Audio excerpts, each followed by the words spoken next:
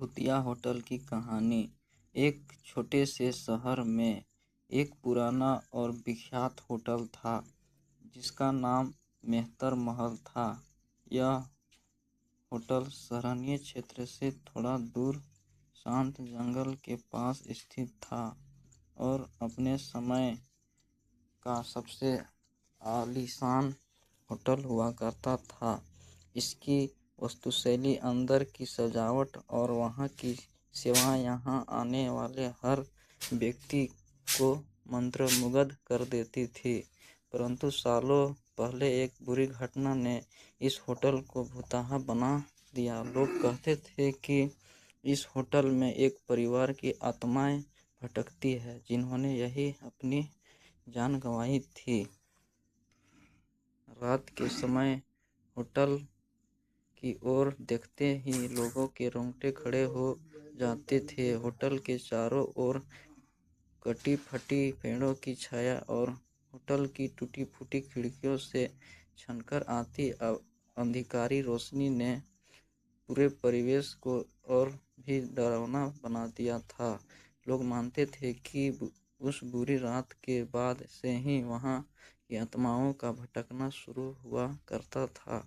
इस भयावहता के कारण शहर के लोग होटल से दूर रहते थे और किसी की भी हिम्मत नहीं होती थी कि वे वहाँ जाएं। लेकिन एक समय ऐसा आया जब शहर के कुछ युवा उत्साही इस रहस्य को सुलझाने का निर्णय लिया।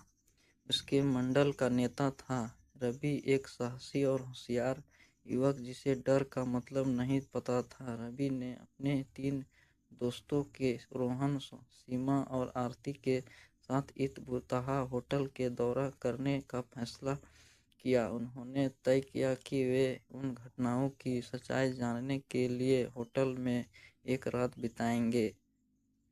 पुरानी हवेली की आत्मा। जैसे ही वे होटल पहुंचे, अंधेरे छा रहा था और हवाओं का शोर सुनाई दे रहा था। होटल के बाहर का माहौल ही डराने वाला था, लेकिन रवि और उसके दोस्त ने अपनी हिम्मत रखी और होटल के अंदर चले गए। होटल के अंदर का वातावरण बेहद रहमयन और भयानक था। दीवारों पर धूल जमी हुई थी, फर्श हर कदम पर झनझनाहट कर रहा था और हर कोने में रहस्य आवाज़ें सुनाई दे रही थी। उन्होंने रिसेप्शन हॉल में प्रवेश किया और वहाँ की हालत देखकर चौंक गए। पुराने फर्नीचर, टूटी हुई टेबल्स और धूल भरे काउंटर, वहाँ लगे पुराने चित्रों में होटल के सुखद दिनों में झलक मिलती थी। अचानक रवि को महसूस हुआ जैसे कोई उन्हें देख रहा हो। उसने अपने दोस्तों को शांत रहने के लिए कहा और मुख्य हॉल में आगे बढ़ने का सुझाव दिया। मुख्य हॉल में चलते समय उन्होंने देखा कि एक पुरानी लिफ्ट थी जो बंद हो चुकी थी और लिफ्ट के दरवाजे पर खून के धब्बे थे। दीवारों पर लगे चित्रों में होटल के स्वर्णिम दिनों की यादें ताज़ा हो जा रही थी, जब यह जगह जीवन और हंसी खुशी से भरपूर थी। लेकिन अब यह केवल भूतों की कहानियों और डरावनी घटनाओं का केंद्र बन चुका था।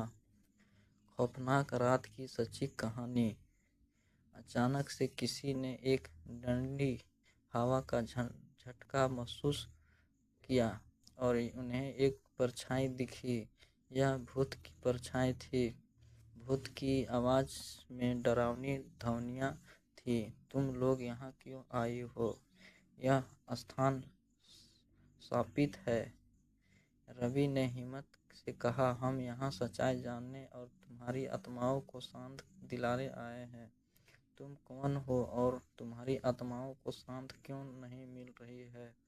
भूत ने भारी आवाज़ में कहा, मैं इस होटल का मालिक था। मैंने और मेरे परिवार ने यकीन किया कि यह یہاں ہمیشہ سرکشت رہیں گے۔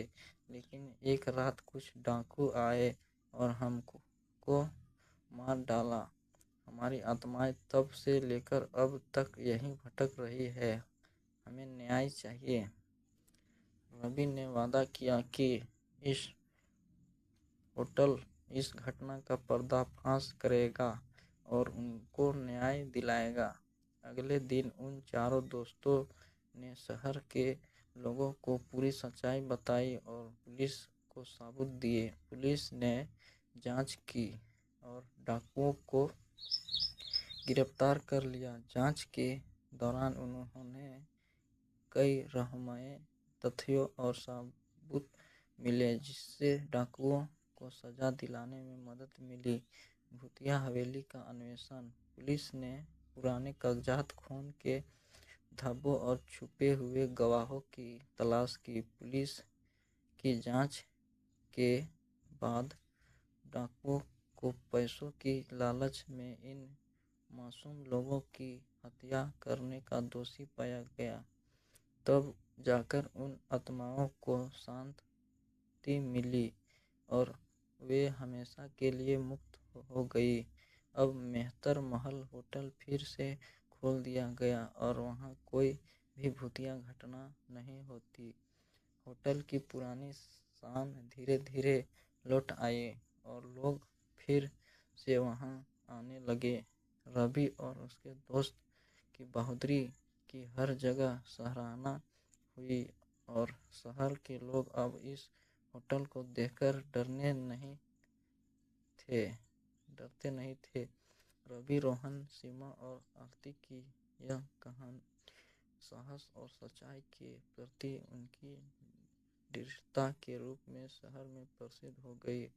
مہتر محل اب نہ کیول ایک عالیشان ہوٹل تھا بلکہ ایک ایتہاسک استھل بھی بن گیا جہاں لوگ اس ہوٹل کی بھوتیا کہانیوں کو سنتے اور ربی اور اس کے دوستوں کی بہادری کو سراہتے۔ اور ان چاروں دوستوں کا ایسا ماننا تھا کہ انہوں نے نہ کیول ایک رہسیہ سلجھایا بلکہ ایک پریوار کو نیائے دلا کر ان کے آتماؤں کو ہمیشہ کے لیے مکت کر دیا۔